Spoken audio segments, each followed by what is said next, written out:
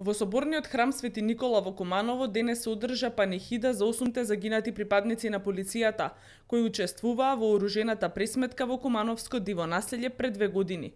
Панихидата ја организираше Општинскиот комитет на ВМРО ДПМНЕ.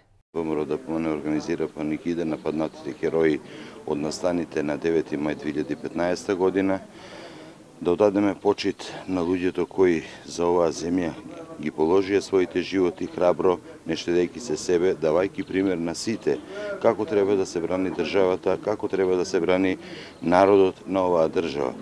Во престрелките животот го загубија Љубиша Арангеловиќ, Бобан Ивановиќ, Горан Илиевски, Жарко Кузмановски, Иса Амедин Османи, Сашо Самоиловски, Ненад Серафимовски и Горан Стојменовиќ, кои посмртно беа одликувани со медал за храброст за покажаната исклучителна храброст и самопрегор во одбрана на територијалниот интегритет и суверенитет на Република Македонија од страна на претседателот Ѓорѓе Иванов.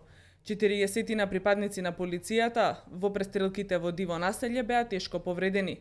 Во оружената престрелка покрај 8 припадници на полициските сили беа убиени 10 припадници на вооружената група.